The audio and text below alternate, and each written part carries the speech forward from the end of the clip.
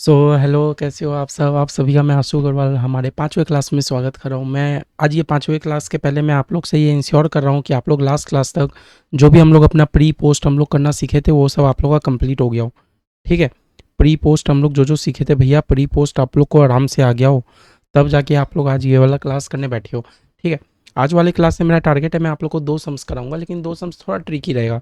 Tricky कहने का मतलब क्या है ना, हार्ड नहीं है। बस आप लोग को कॉन्सेप्चुअली समझते हुए चलना कि हाँ, ऐसा क्यों हो रहा है।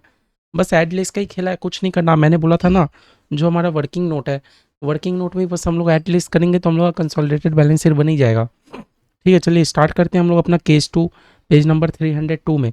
जो आपका पीछे में केस टू दिया है ना, वहाँ से हम लोग शुरू करते हैं। ठीक है? हम लोग कहाँ से स्टार्ट करते हैं? 2 सम्स का ही टारगेट रखेंगे, बेसी नहीं, हल्का हल्का समझते हुए चलते हैं। बेसी करेंगे तो आप लोग को भी थोड़ा समझ नहीं आएगा, फिर क्या होगा, माइंड के ऊपर चलने लगा। बोला from the following balance sheet of X limited and Y limited. दो कंपनी दिया है, X limited and Y limited. ठीक है? As on 31 March 2022। भैया डेट देखना हमारे लिए बहुत इंपॉर्टेंट है। क्यों? क्योंकि अगर हमारा बैलेंस शीट कोई और डेट में रहता है और हम लोग एक्विजिशन कोई और डेट में कर रहे होते हैं, है ना? ठीक है? जैसे देख लो, हमारा बैलेंस शीट दिया 31 मार्च 2022, लेकिन मेरे को नीचे देख के समझ आ रहा है वेयर अक्वायर्ड ऑन 1 जुलाई 2021। समझ गए मेरे भाई क्यों हम मैं एक्विजिशन एक्विजिशन बोल रहा हूँ? क्योंकि क्या हो गया, आपका बैलेंस शीट कोई और डेट का दे के रखा है, लेकिन आप तो एक्विजिशन की हो बहुत पहले, आपने तो खरीद के रखा, आप तो खरीद के रखे हो बहुत पहले। तो इसके लिए आपको क्या करना होगा, आपको अपना प्रॉफिट का एनालिसिस करना होगा, जिसके लिए आपको अपना प्री पोस्ट करना होगा बार बार। ठीक है? तो ये बोल रहा है आपको, आप दो चीज़ ही निकालो, net amount due to minority interest, मतलब बोला माइनॉरिटी इंटरेस्ट कैलकुलेट कर दो और कॉस्ट ऑफ कंट्रोल कैलकुलेट कर दो। एग्जाम में आपको, मुझे लगता है अगर 5 नंबर का क्वेश्चन आया तो ये दो चीज़ ही कैलकुलेट करने देगा। तो आप फालतू का सारा बैलेंस शीट बना के मत आ जाना।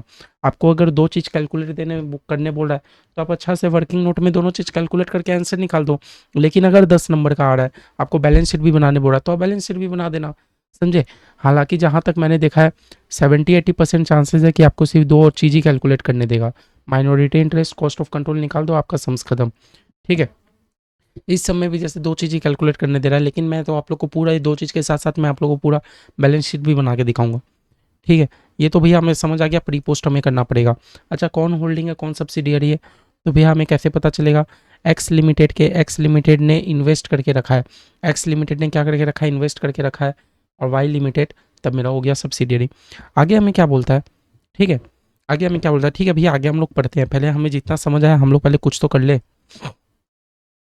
हम लोग पहले क्या करते हैं, number of share in Y limited. Y limited के पास शेयर कितना है पहले हम लोग ये पता कर लेते हैं। Number of share in Y limited. भैया वाई लिमिटेड के पास कितना शेयर है? आप बोलोगे भैया वाई लिमिटेड का 5 लाख का कैपिटल है। कितने का कैपिटल है? 5 लाख का कैपिटल है। और हर एक शेयर कितना रुपया करके है? हर एक शेयर भैया 100 रुपया करके भी है।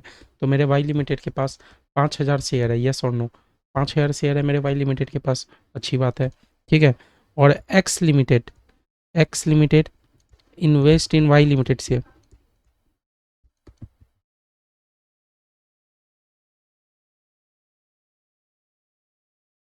एक्स लिमिटेड मेरे वाई लिमिटेड में कितना शेयर होल्ड करके रखा है?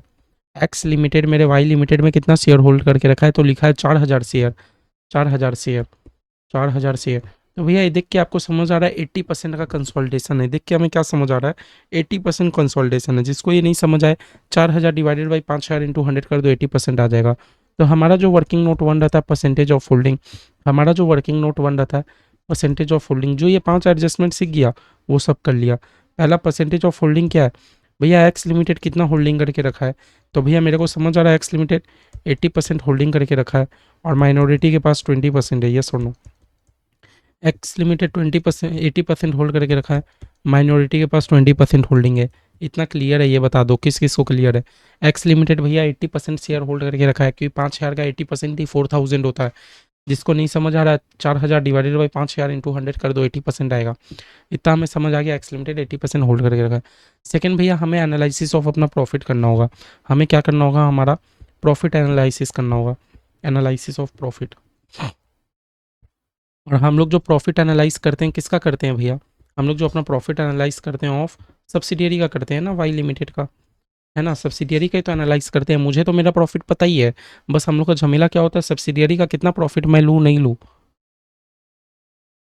ठीक है? तो भैया आप इसके लिए हमें क्या करना होगा, हमें प्री एक्विजिशन पोस्ट एक्विजिशन करना होगा। प्री एक्विजिशन पोस्ट एक्विजिशन करना होगा। क्यों करना होगा भैया, आप तो हर सम्स में नहीं कराते। देखो प्री एक्विजिशन पोस्ट एक्विजिशन वो सम्स में करना जिसमें आपका बैलेंस शीट कुछ और डेट का देके रखा है, लेकिन आपने एक्विजिशन कुछ और डेट में किया है, तो आपको अपना प्री एक्विजिशन पोस्ट एक्विजिशन करना ही करना है। ठीक है, चलो अच्छी बात है, इतना समझ आ गया तो।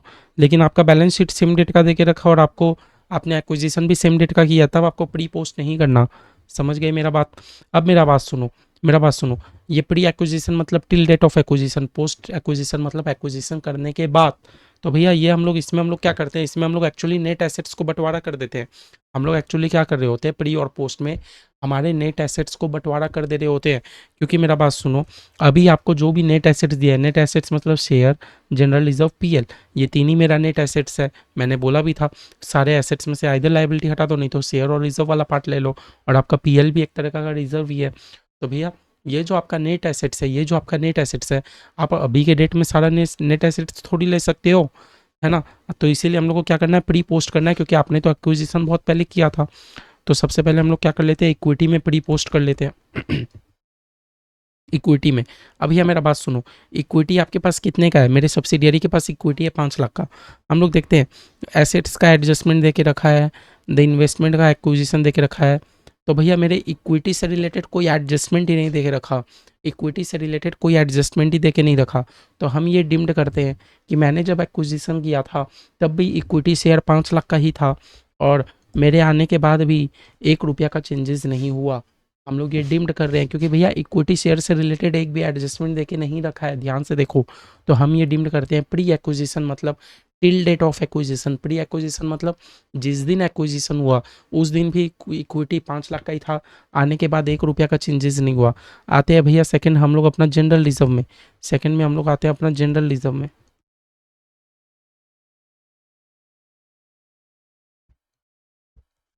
जनरल रिजर्व कितने का था भैया, 1 लाख का। क्या बोल के रखा है, there is no opening of general reserve and PL of Y limited. अच्छा, बोलता है कोई भी जनरल रिजर्व ओपनिंग का है ही नहीं, बोलता है जनरल रिजर्व कोई भी ओपनिंग का है ही नहीं। हाँ, बोलता है, मेरा क्या बोलता है देखो, पहले मेरा बात सुनो।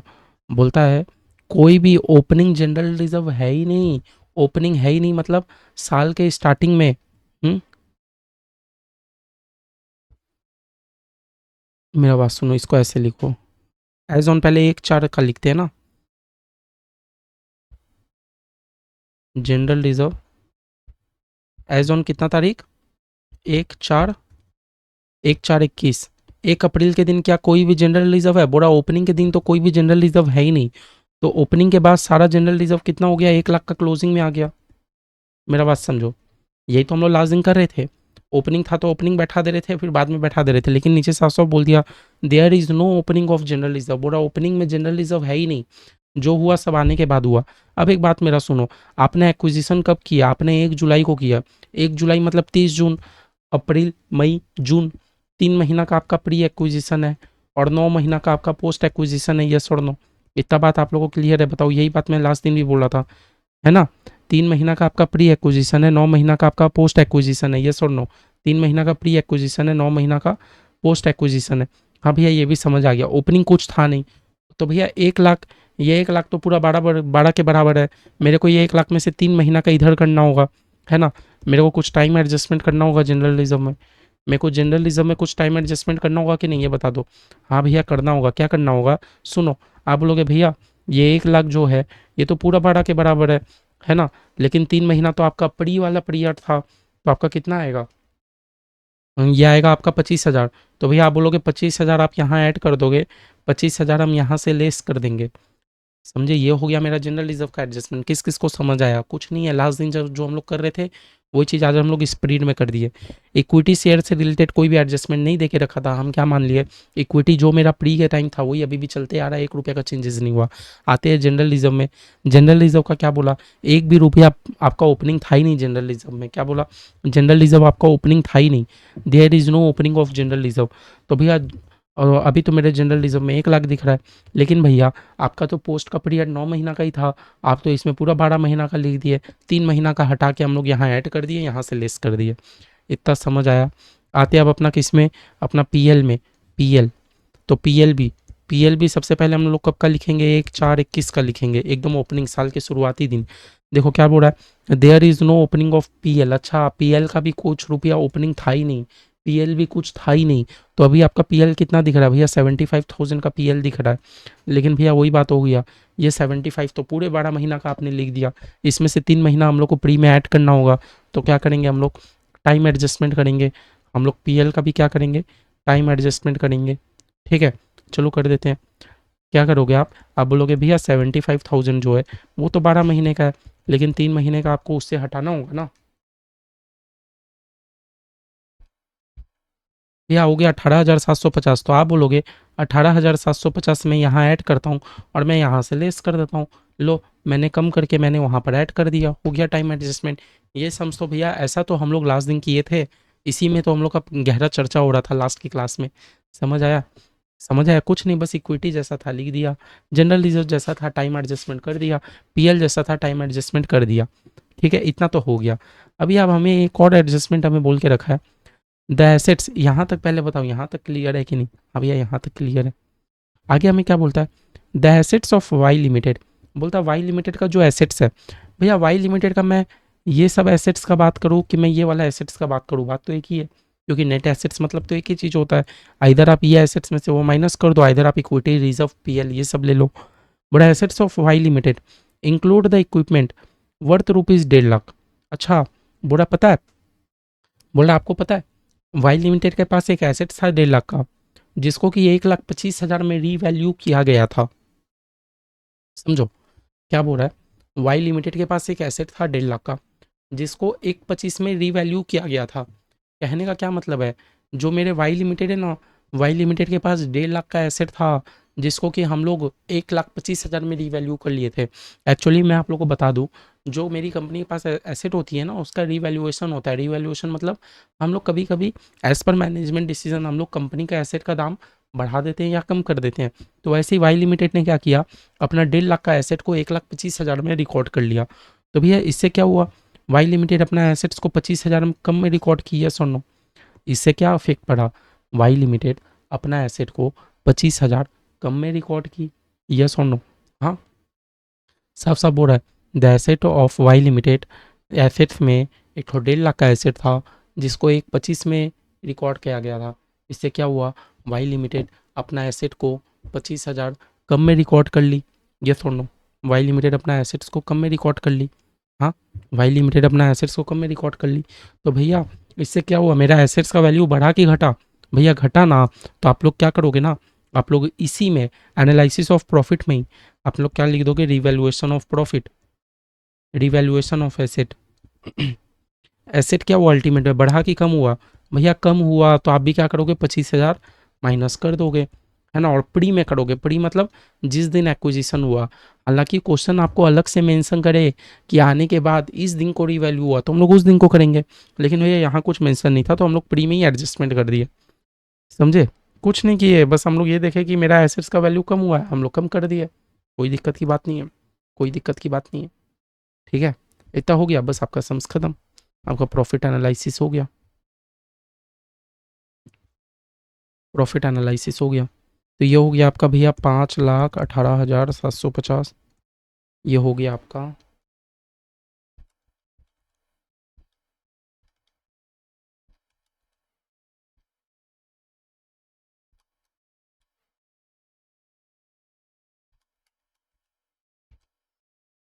ये हो गया 1,31,250, 1,31,250। समझ आया, समझ आया। बस इसमें नया क्या था, हम लोग एसेट्स का रिवैल्यूएशन किए, ये आप लोगों को बस समझ आना चाहिए। फिर भैया तीसरा वर्किंग नोट हम लोग क्या करते हैं, हम लोग अपना कॉस्ट ऑफ कंट्रोल कैलकुलेट करते हैं। कॉस्ट ऑफ कंट्रोल जिसमें हम लोग ये कैलकुलेट करते हैं कि ये एक्विजिशन से मेरे को गुडविल मिला कि कैपिटल रिजर्व मिला। तो हम लोग सबसे पहले क्या लिखते हैं, कॉस्ट ऑफ इन्वेस्टमेंट। आपने इन्वेस्टमेंट कितने रुपये का किया, हम लोग क्या लिखते हैं, कॉस्ट ऑफ इन्वेस्टमेंट। और आपको पता ही है कि एक्स लिमिटेड ने इन्वेस्टमेंट 80% का करके रखा है। 80% हमने एकदम ऊपर ही में निकाल लिया था, कितने का इन्वेस्टमेंट, 80%। तो पता आपने इन्वेस्टमेंट कितने का करके रखा है, 5,60,000 का, 5,60,000 का इन्वेस्टमेंट करके रखा है। तो भैया 5,60,000 का इन्वेस्ट करके रखा है, तो उसके लिए आपको नेट एसेट्स कितना मिला, net assets of Y limited, आपको नेट एसेट्स भी कितना मिलेगा भैया, 80% ही मिलेगा। अच्छा, नेट एसेट्स मतलब जिस दिन आप एक्विजिशन कर रहे थे, प्री एक्विजिशन, उस दिन का नेट एसेट्स मिलेगा ना। उस दिन भैया 5,18,750 है, 5,18,750, इसका आपको 80% मिलेगा। यस और नो? हाँ, 5,18,750 का 80%।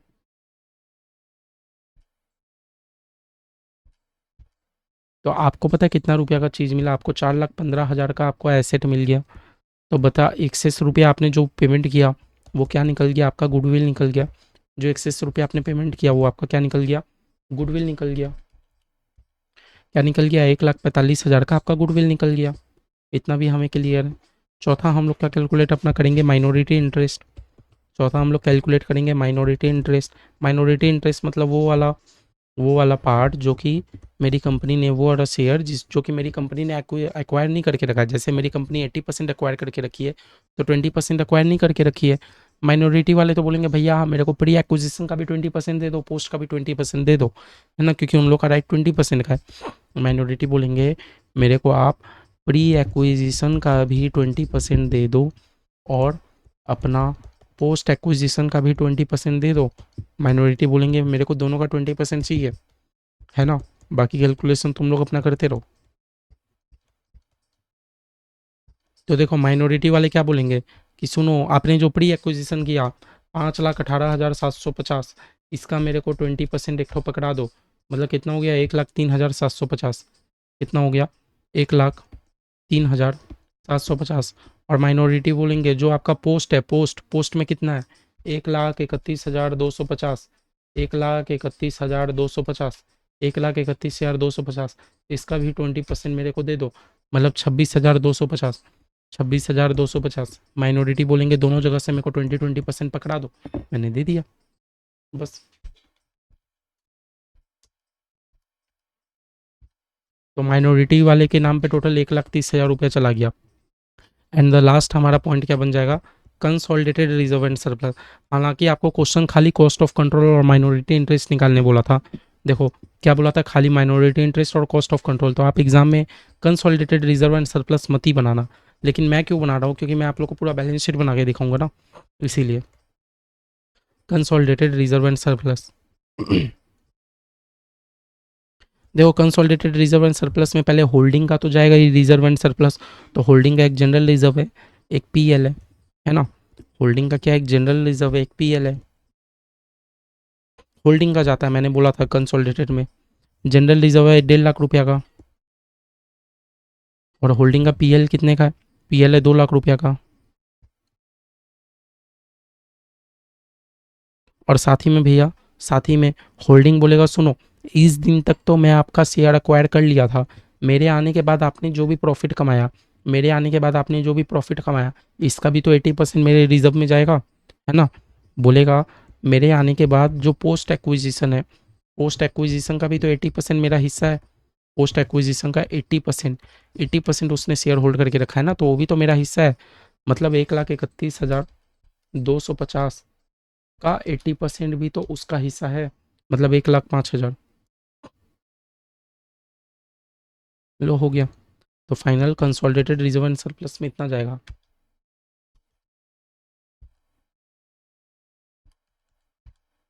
4,55,000। ये भैया हमने सब वर्किंग अपना बना लिया। ये हमने क्या बना लिया? सब वर्किंग बना लिया। और एक बार हम लोग इंस्टीट्यूट के मॉड्यूल में चेक कर ले कि क्या उसके आंसर के साथ हमारा आंसर मैच कर रहा है। हाँ, देखो इंस्टीट्यूट का प्री एक्विजिशन पोस्ट एक्विजिशन, हमारा क्या pre acquisition post acquisition match किया? भैया ऐसे तो किया नहीं, लेकिन ठीक है कोई बात नहीं, कुछ फॉर्मेटिंग अलग है। इंस्टीट्यूट का माइनॉरिटी इंटरेस्ट निकल रहा है 1,30,000, हमारा माइनॉरिटी इंटरेस्ट कितना निकला? 1,30,000। इंस्टीट्यूट का गुडविल कितना निकला? 1,45,000, हमारा गुडविल कितना निकला? 1,45,000। मतलब भैया सही ही है, ठीक है। और इंस्टीट्यूट ने बैलेंस शीट नहीं बनाया, लेकिन हम लोग अपना क्या करते हैं, हम लोग एक ठो बैलेंस शीट भी बना लेते हैं, ठीक है।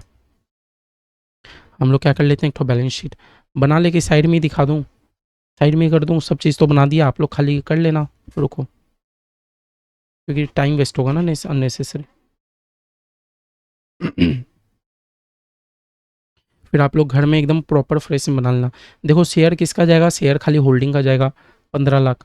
मैं साइड साइड में लिख दे रहा हूँ कंसोलिडेटेड में। हाँ, अच्छा, रिजर्व और रिजर्व किसका जाएगा, तो भैया रिजर्व हमने कैलकुलेट करके रखा है ना 4,55,000 का, तो भैया ये जाएगा जैसा कि मैंने एक फॉर्मेट करके दिखाया था। फिर भैया क्रेडिटर तो दोनों का जाएगा 1,87,500, 1,20,000। क्रेडिटर तो भैया दोनों का जाएगा, कितना हो गया 3,07,500, ये हो गया। फिर भैया एसेट्स, एसेट्स तो भैया दोनों का जाएगा, है ना, 14,77,500 प्लस में 7,95,000।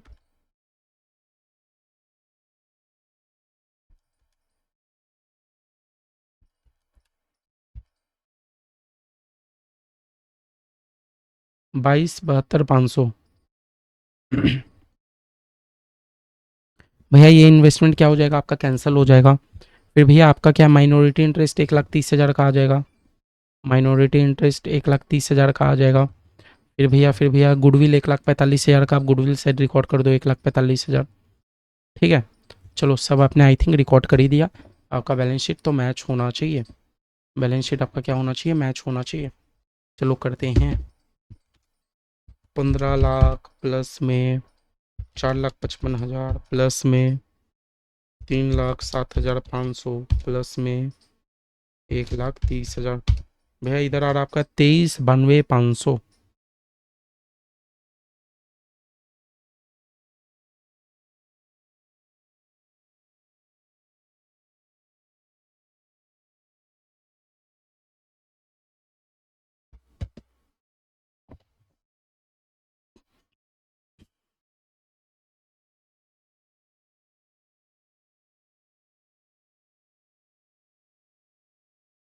माइनॉरिटी इंटरेस्ट सब सही है 14।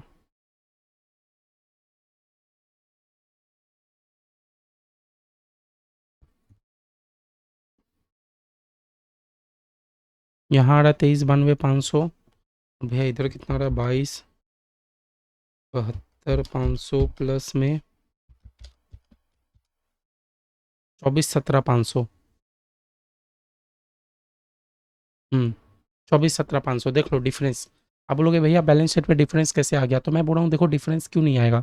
मेरा बात सुनो, मेरा बात सुनो, आपका डिफरेंस देखो कितने का है। एक जगह आपका भैया 23,92,500, 23,92,500, तो भैया आपका डिफरेंस कितना, आपका डिफरेंस 25,000 का है। 25,000 का क्यों डिफरेंस है, क्योंकि अपना आपने अपना एसेट्स का वैल्यू कम किया था ना, आपने अपना एसेट्स का वैल्यू कम किया था 25,000 से। तो भैया जब मैं दोनों को ऐड कर रहा हूँ तो मेरे को यहाँ पर भी तो 25,000 माइनस करके दिखाना होगा।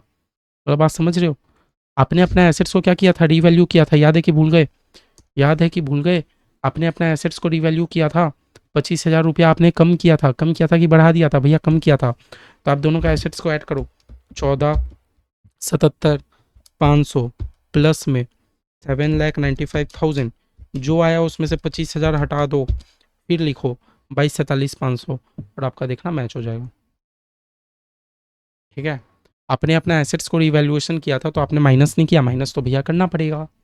ठीक है, तो देख लो, हालांकि यहाँ तक हो गया हमारा 23 मिनट, और हम लोग एक सम्स बहुत अच्छे से मेरे को लगता है समझ चुके केस 2 वाला। ठीक है, केस 2 वाला बहुत समझे, इंस्टीट्यूट का फॉर्मेट एकदम सॉल्व वो मत करना फॉलो। पता नहीं है कॉस्ट ऑफ कंट्रोल माइनॉरिटी के लिए इंस्टीट्यूट ने 3 पेज लगाया है, ये हम लोग तो भैया 1 पेज में भी कैलकुलेट कर ही सकते हैं। ठीक है, चलो अब एक सम्स और है, इसमें थोड़ा आप लोग का मेरे को वो चाहिए, फोकस चाहिए। अच्छा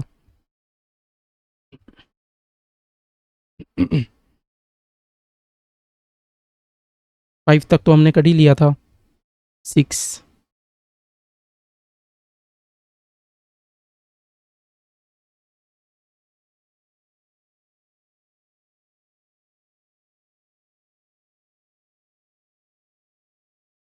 देखो 6 नंबर क्या है, रिवैल्यूएशन ऑफ एसेट या प्रॉफिट, रिवैल्यूएशन। ठीक है चलो, अभी तो आप लोग करके आए हो, देखते हैं कितना इजी है। इलस्ट्रेशन 6 ICSI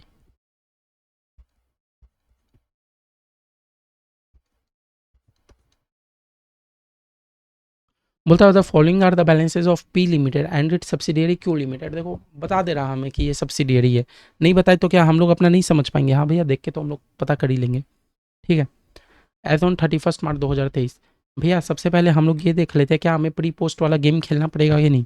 जहाँ तक मेरे को समझ आ रहा है कि बैलेंस शीट हमें दे के रखा है 31 मार्च 2023 का, और भैया मेरे को देके रखा है 1 अप्रैल 2022 के दिन वाज रिवैल्यूड रिवैल्यूड रिवैल्यूड,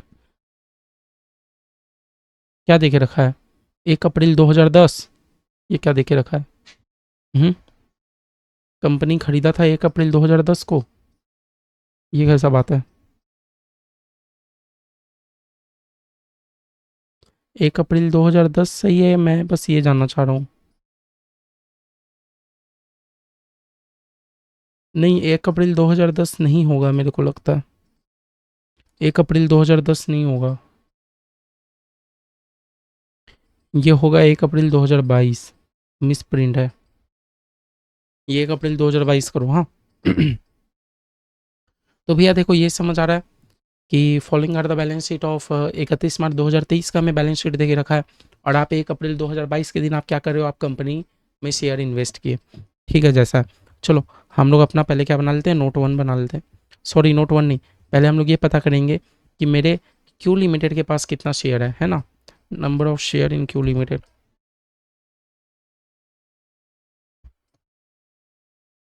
मेरे क्यू लिमिटेड के पास कितना शेयर है, हम लोग सबसे पहले ये पता करेंगे।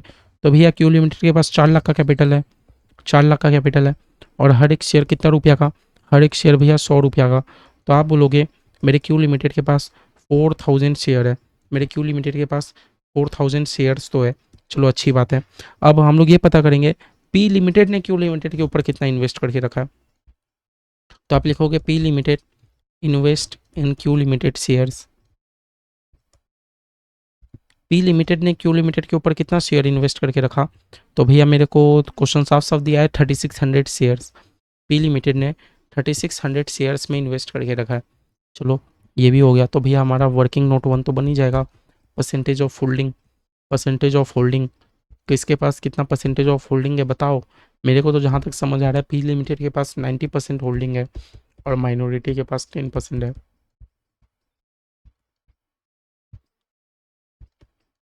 क्या बताओ, ये समझ आया?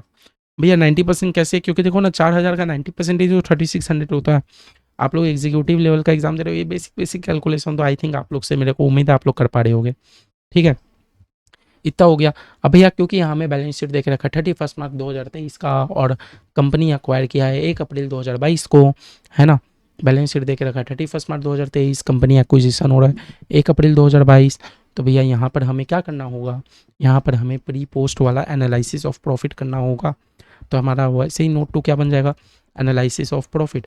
हमें अपने सब्सिडियरी के प्रॉफिट को क्या होगा करना होगा, एनालिसिस करना होगा। क्या लिखेंगे हम लोग, एनालिसिस ऑफ प्रॉफिट ऑफ कौन सा company, of Q limited, Q limited है ना, क्यू लिमिटेड है ना, क्यू लिमिटेड।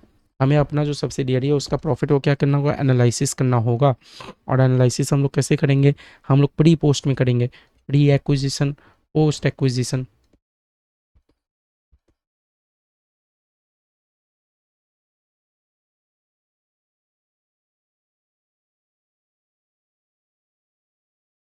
ठीक है, हम लोग क्या करेंगे, प्री एक्विजिशन पोस्ट एक्विजिशन। तो भैया उसमें सबसे पहले क्या आता है, सबसे पहले इक्विटी आता है, सबसे पहले क्या आता है, इक्विटी। क्या इक्विटी को लेके नीचे कोई एडजस्टमेंट देके रखा है, पहले हम लोग ये चेक कर लेंगे। क्रेडिट बैलेंस ये नहीं भैया, इक्विटी को लेके कोई एडजस्टमेंट नहीं देके रखा। तो हम लोग ये मानेंगे जिस दिन हम लोग एक्वायर किए उस दिन भी इक्विटी मेरी सब्सिडियरी के पास 4 लाख की था, उस दिन भी इक्विटी मेरी सब्सिडियरी के पास 4 लाख की था। मेरे आने के बाद 1 रुपया का इक्विटी चेंजेस ही नहीं हुआ, हम लोग ये मान लेंगे, ठीक है। आते हैं भैया सेकंड प्रॉफिट एंड लॉस में। प्रॉफिट एंड लॉस में आप लोग पीएल मत लिखना, पूरा पूरी प्रॉफिट एंड लॉस लिखना। क्या कोई एडजस्टमेंट है, दे के रखा है बोला 1 अप्रैल 2022 साल के स्टार्टिंग दिन का दे के रखा है। अच्छा 1 अप्रैल 22 के दिन का दे के रखा है। बोलता है 1 अप्रैल 22 के दिन पता है पीएल कितना था, बोलता है पीएल में पता है बैलेंस कितना दिख रहा था, 32,000। पीएल में बैलेंस दिख रहा था 32,000। भैया पीएल में पहले से 32,000 था, हाँ आपके आने के बाद 80 हो गया, मतलब भैया 48,000 और बढ़ गया, यस और नो, समझ रहे हो मेरा बात। पहले से तो पीएल में 32,000 था ही, आपके आने के बाद कितना दिख रहा है, 80 दिख रहा है, मतलब आने के बाद 48 बढ़ गया। 48 32 मिला के तो 80 होता है, इतना बात क्लियर है। अभी अब इसमें हम लोग को क्या करना होगा ना, टाइम एडजस्टमेंट करना होगा, क्योंकि ये हमें एकदम ओपनिंग का बैलेंस देके रखा है। अब टाइम एडजस्टमेंट के लिए टाइम एडजस्टमेंट हमें करना होगा। अब भैया टाइम एडजस्टमेंट हम लोग कब करें, कब करे? आपने एक्विजिशन किया 1 अप्रैल 22 के दिन ही, 1 अप्रैल 22 के दिन ही, मतलब 0 मंथ, साल के स्टार्टिंग दिन ही एक्विजिशन कर दिया। पोस्ट आपका पूरा पूरी 12 मंथ्स है, तो भैया क्या एडजस्टमेंट करूँ? ये पोस्ट तो 12 मंथ एकदम करेक्ट ही है। किस किस को मेरा बात समझ आ रहा है? ये पोस्ट तो 12 मंथ एकदम करेक्ट ही है। टाइम एडजस्टमेंट तो तब करते जब आपने एक्विजिशन किया 3 महीना के बाद, 4 महीना के बाद, तब 3 महीना का प्रॉफिट को माइनस करके यहाँ ऐड कर देते। लेकिन भैया इसमें भी इसमें वो भी नहीं करना होगा। एकदम क्लियर है, एकदम क्लियर है। तो चलो भैया, हमारा इक्विटी और रिजर्व, हमारा जो नेट एसेट्स था वो तो हमारा बंटवारा हो गया, जो नेट एसेट्स था वो तो बंटवारा हो गया। फिर भैया आगे कुछ करना है क्या? आगे कुछ और एडजस्टमेंट देके रखा है, देखते हैं। इस एडजस्टमेंट में अब आते हैं ध्यान से।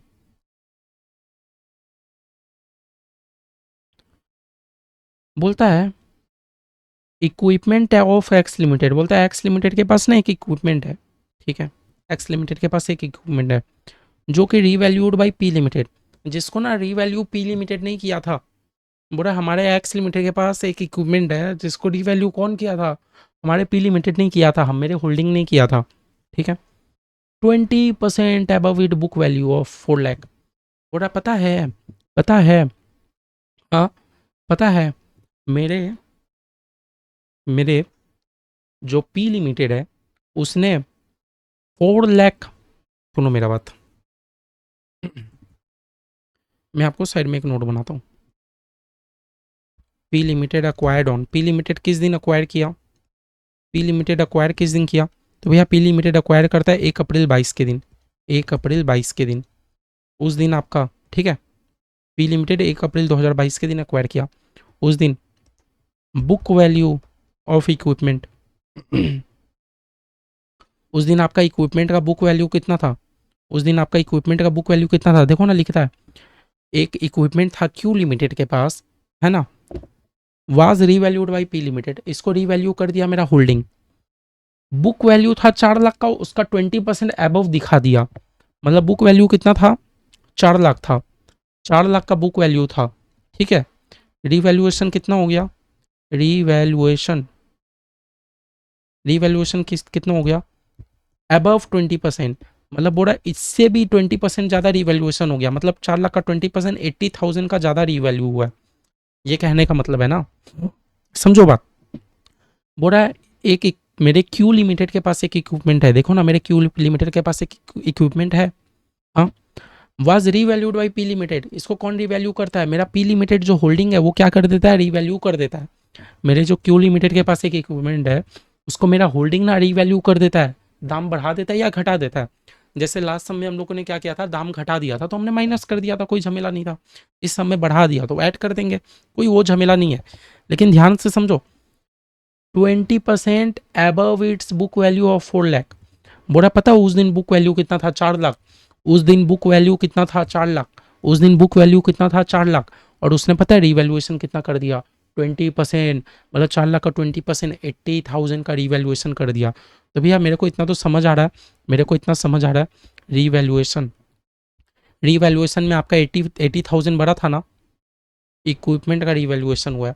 रिवैल्यूएशन में आपका 80,000 बढ़ा है कि कम हुआ है? देखो ना साफ साफ बोल रहा है अबव इट्स बुक वैल्यू, मतलब बुक वैल्यू से बढ़ गया, 20% बढ़ गया। उस दिन बुक वैल्यू था 4 लाख, 4 लाख का 20% कितना होता है? 80,000। तो 80,000 बढ़ा दिया गया है, तो आप भी ऐड कर दोगे। जिस दिन आपने एक्विजिशन किया था उस दिन आप 80,000 को बढ़ा दिया, तो हमने भी क्या कर दिया? ऐड कर दिया। तो बस आप बोलोगे भैया झमेला तो खत्म। मैं बोला वो झमेला खत्म नहीं हुआ, झमेला मेरे को एक और नजर आ रहा है, झमेला मेरे को एक और नजर आ रहा है। सुनो, हाँ, 1/4/22 के दिन ये 80,000 का रिवैल्यूएशन हुआ, ये तो क्लियर है ना। ये 80,000 का जो भी रिवैल्यूएशन हुआ, मैंने 80,000 को क्या कर दिया? जाके ऐड कर दिया, ये एकदम क्लियर है। जैसे लास्ट समय मैंने लेस किया था, इधर में मैंने ऐड कर दिया, ये तो एक झमेला खत्म हुआ। भैया सेकंड झमेला क्या है? मेरे को पता है 1/4 के दिन, मेरे को नीचे एग्जाम्पल कहीं ना कहीं हिंट दे रहा है कि पता है 1/4/22 मतलब साल के शुरुआती दिन, साल के शुरुआती दिन मेरे मशीन का वैल्यू 4 लाख था। भैया साल के एंड दिन, साल के एंड दिन मतलब एज ऑन 31 मार्च 23, ये क्या है? ये आपका बुक सी तो है ना, हाँ, बुक वैल्यू ऑफ इक्विपमेंट।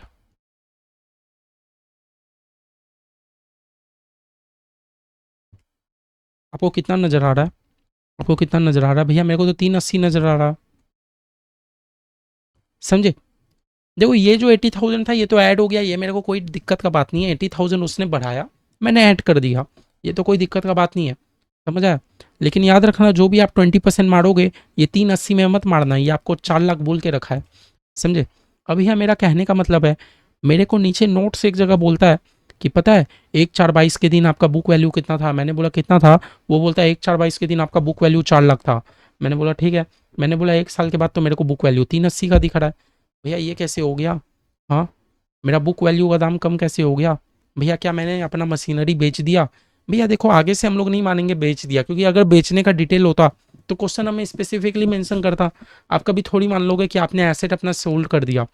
तो भैया मेरा मशीन का क्या हो गया, वैल्यू कम हो गया, कम हो गया मतलब भैया डिप्रिसिएशन लग गया, समझ पा रहे हो, समझ पा रहे हो। मेरे मशीन में क्या लग गया, डिप्रिसिएशन लग गया, लगता है कि नहीं। साल के शुरुआती दिन साल के शुरुआती दिन मेरे मशीन का दाम 4 लाख था, लेकिन अभी बैलेंस शीट में मेरे को 380 दिख रहा है, इसका मतलब तो भैया 20,000 का डिप्रिसिएशन लग गया, मेरे को जहाँ तक समझ आ रहा है ये बताओ, मेरे को जहाँ तक समझ आ रहा है मेरे मशीनरी में 20,000 का डिप्रिसिएशन लग गया। हाँ भैया इक्विपमेंट मशीन में तो डिप्रिसिएशन लगता ही है, मेरे सारे इक्विपमेंट और मशीन में 20,000 का तो डिप्रिसिएशन लगता ही है, लग गया। अब क्या आप लोग मेरे को डिप्रिसिएशन का परसेंटेज बता पाओगे, आप लोग क्या मेरे को डिप्रिसिएशन का परसेंटेज बता पाओगे। मैं बोल रहा हूँ बता दूंगा, सुनो भैया 20,000 का डिप्रिसिएशन लगाना, और साल के स्टार्टिंग दिन आपका वैल्यू कितना था 4 लाख, इंटू में 100 तो भैया ये 5% आ रहा है, 5% का डिप्रिसिएशन लग गया, यस और नो। किस किस को मेरा बात यहाँ तक समझ आया।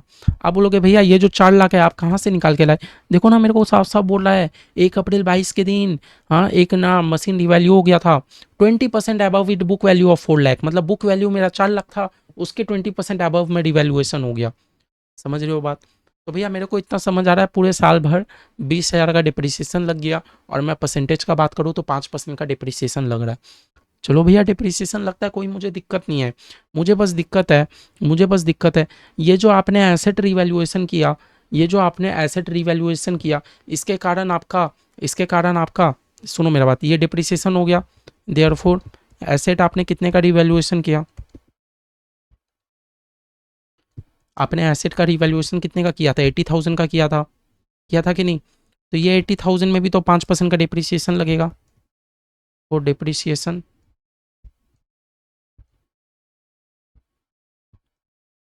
80,000 का 5% कितना होता है, 4,000। देयरफॉर एक्सेस डिप्रिसिएशन ऑफ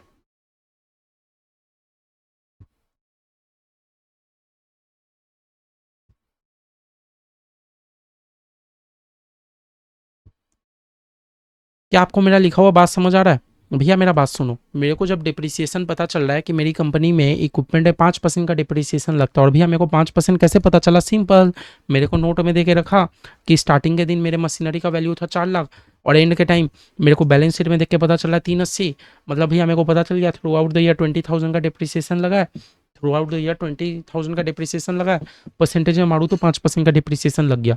अब भैया मेरा क्वेश्चन ये है, जो मैंने अपना एसेट को रिवैल्यूएशन किया, मैंने जो एसेट को रिवैल्यूएशन किया 80,000 से, वो 80,000 में अगर डिप्रिसिएशन लगा होगा तो भैया इसका मतलब कहीं ना कहीं रिवैल्यूएशन के चलते 4,000 का डिप्रिसिएशन एक्स्ट्रा लगा होगा, है ना।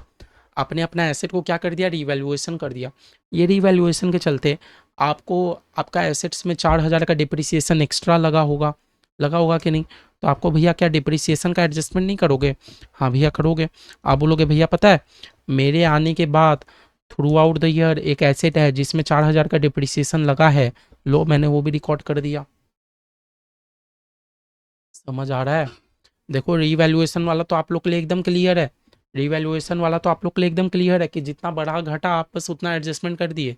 बात है डिप्रिसिएशन, भैया एसेट का अगर वैल्यू बढ़ा है तो उसमें डिप्रिसिएशन भी तो लगा होगा, अब वो डिप्रिसिएशन को आपको क्या करना होगा, माइनस करना होगा ना। लो मैंने पोस्ट में माइनस कर दिया पोस्ट में क्यों माइनस किया, क्योंकि मेरे आने के बाद ही तो हुआ ना ये सब कारनामा, और साफ साफ बोल रहा है but such no such adjustment effect in books, adjustment नहीं लिया गया, लो हम लोग तो ले लिए, बस हो गया आपका प्री पोस्ट का आपका गेम खत्म, समझे। बस एसेट को रिवैल्यूएशन किया और डिप्रिसिएशन रिकॉर्ड किए, इतना सा चीज करना है।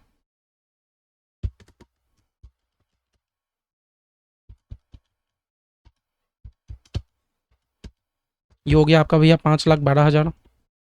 इस साइड कितना हो गया 44,000। ठीक है, तो ये हमने प्री पोस्ट कर दिया, समझे। Second number. थर्ड नंबर में हम लोग क्या करेंगे, हम लोग अपना कॉस्ट ऑफ कंट्रोल,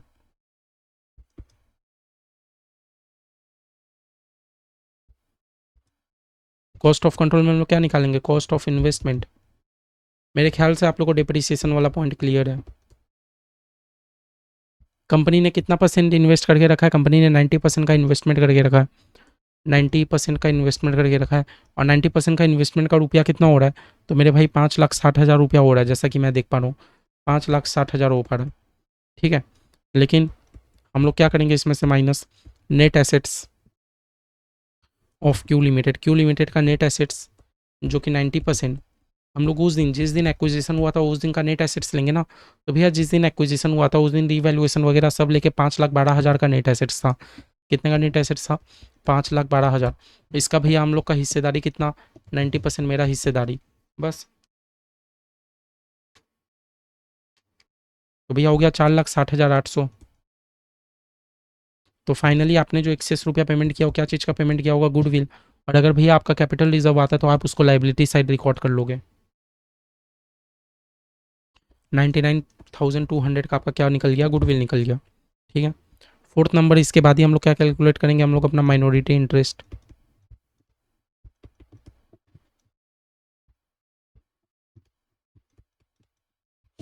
माइनॉरिटी वाला तो बोलेगा भाई मेरे को आप प्री एक्विजिशन हो या पोस्ट हो, मेरे को दोनों का मेरा 10% माइनॉरिटी का इस समय 10% हिस्सा है ना। माइनॉरिटी तो बोलेगा भाई मेरे को तुम दोनों का 10% हिस्सा दे दो, मैं खुश, है ना। माइनॉरिटी तो बोलेगा मेरे को दोनों का 10% हिस्सा दे दो। 5,12,000 का 10%, 5,100 कितना होता है, कैलकुलेशन थोड़ा कमी है, 51,200। और माइनॉरिटी बोलेगा मेरे को पोस्ट का भी 10% दे दो। पोस्ट हो गया 44,000, 44,000 का 10% 4,400, है ना। तो माइनॉरिटी के पास चला गया 55,600 रुपया। एंड भैया लास्ट हमारा क्या बन जाएगा, consolidated reserve and surplus. Consolidated reserve and surplus.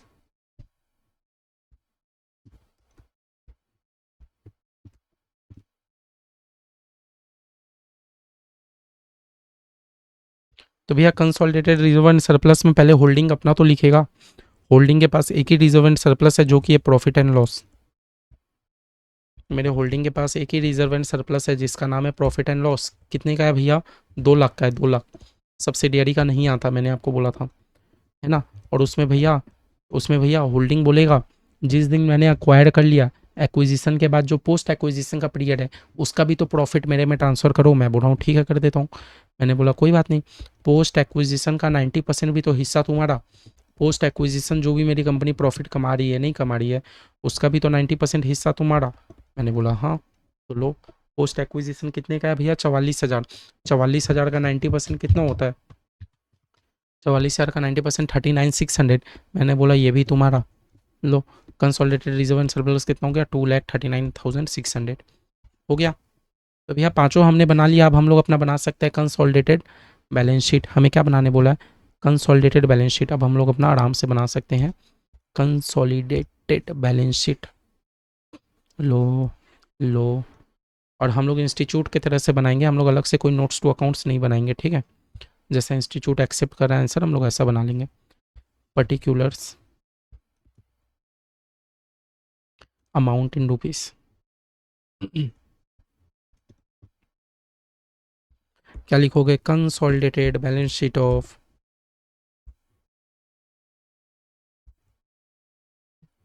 P limited and Q limited as on 31 March 23, 31 March 23, ठीक है। लिख दोगे आप लोग, एकदम स्टार्ट करोगे। Equity share, equity share, equity share, equity share किसका जाएगा भैया, इक्विटी शेयर तो भैया मेरे होल्डिंग का जाएगा 16 लाख। किसका जाएगा, 16 लाख मेरे होल्डिंग का जाएगा। उसके बाद भैया क्या जाएगा, पीएल प्रॉफिट एंड लॉस। तो भैया प्रॉफिट एंड लॉस मैंने बनाया ना कंसोलिडेटेड रिजर्व एंड सरप्लस में, आप यहाँ नोट मेंशन कर दोगे, working note 5, working note 5, working note 5 में आप मेंशन कर दोगे। टीचर जाके देख लेगा कितना है, 239,600। 239,600। उसके बाद भैया, क्योंकि मैंने बोला था ना माइनॉरिटी इंटरेस्ट है, तो संग संग नीचे लिख लिया करो माइनॉरिटी इंटरेस्ट, इधर ही रिकॉर्ड कर लिया करो रिजर्व के नीचे। माइनॉरिटी इंटरेस्ट भी है, तो ये क्या है, माइनॉरिटी इंटरेस्ट मेरा वर्किंग नोट 4 में है। लो मैंने 4 लिख दिया, कितने का है, 55,600। 55,600।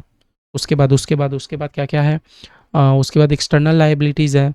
क्या है, एक्सटर्नल लाइबिलिटीज़, है ना।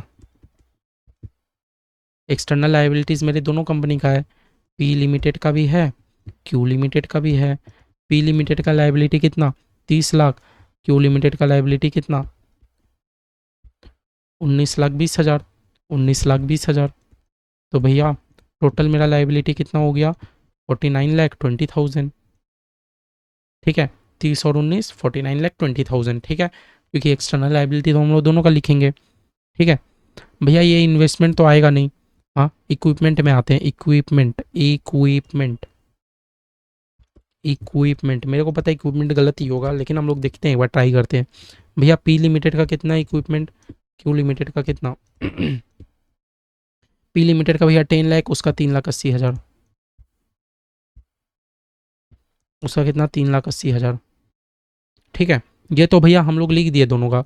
अब भैया एक बात बताओ, क्यू लिमिटेड का एसेट याद है, रीवैल्यूएशन हुआ था, है। क्यू लिमिटेड का एसेट क्या हुआ था, रीवैल्यूएशन हुआ था। तो भैया रीवैल्यूएशन का इफेक्ट नहीं डालोगे, रिवैल्यूएशन का इफेक्ट नहीं डालोगे भैया। कितना से रिवैल्यूएशन हुआ था याद है, 80,000 आपका बढ़ गया था तो ऐड करो। और भैया डिप्रिसिएशन कितना डिप्रिसिएशन था, 4,000 ना, 4,000 का डिप्रिसिएशन भी लग गया था, लेस करो। ये हुआ आपका फाइनल इक्विपमेंट का, बात समझे। जो जो आपने एडजस्टमेंट किया आपको एसिड के साथ तो करना पड़ेगा ना। तो 10 लाख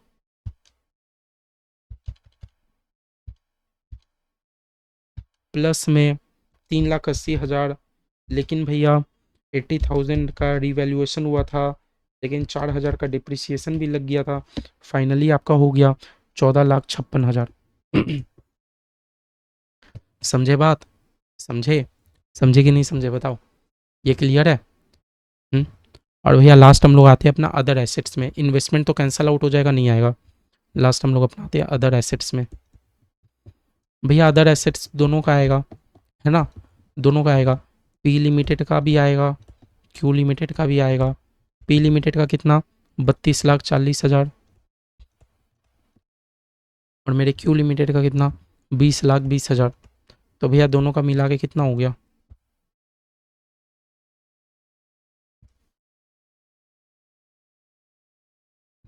दोनों का मिला के कितना हो गया, 32 और 20, 52,60,000। और भैया मेरे को लगता है मैं एक चीज़ मिस आउट कर रहा हूँ, लाइक मेरा गुडविल भैया नोट 3 में 99,200 गुडविल भी रिकॉर्ड कर लो, 99,200 नोट 3। ठीक है,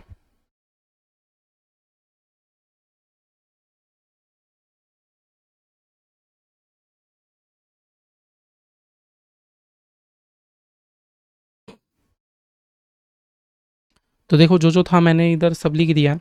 अब एक बार हम लोग टोटल करने का देखते हैं कि हमारा मैच हो रहा है कि नहीं। टोटल करने का कोशिश करते हैं। 16 लाख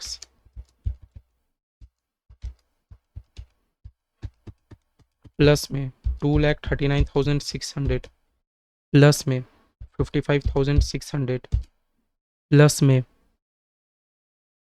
49,20,000 कितना हो गया, ये आ रहा है भैया मेरा 68,15,200। गलत आ रहा है शायद, पता नहीं। ओ 14,56,000 प्लस में 52,60,000 प्लस में 99,200 कितना हो रहा है, 68,15,200 सेम।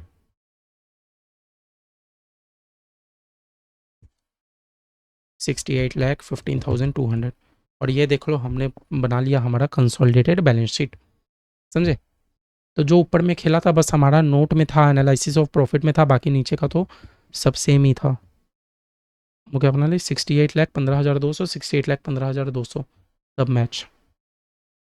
समझे? देख लो, क्लियर है ये बताओ, क्लियर है? अगर आज का क्लास ये देखो, ये वाला 2 सम्स जो मैंने कराया ये किया तो समझ लो आपके लिए एक बिग माइलस्टोन है। इसके बाद इतना भी कोई ट्रिकी नहीं आएगा। अब हमारा 2 सम्स हम लोग और कर लिया और हमारा बस 5-6 सम बचा है। मतलब आज हम लोग 5वां क्लास किए ना, max to max 8 class, max to max 8 class आपका पूरा खत्म। और मैं ट्रस्ट कर रहा हूँ, मैं आपको ये बता रहा हूँ, लिख के दे रहा हूँ आप लोग को, जो मैं क्लास में सम करा रहा हूँ आप लोग बस उतना करके जाओगे एग्जाम में, अच्छे से समझ के जाओगे, आपका एग्जाम का सम्स क्लियर हो जाएगा। एग्जाम में कहीं और से कुछ पूछेगा ही नहीं जी, बस जितना करा रहा हूँ उतना उतना ही करो। ठीक है? तो चलिए बाय बाय, रखता हूँ। 2 सम्स अच्छे से करो, कहीं पर भी दिक्कत है तो मैसेज करो।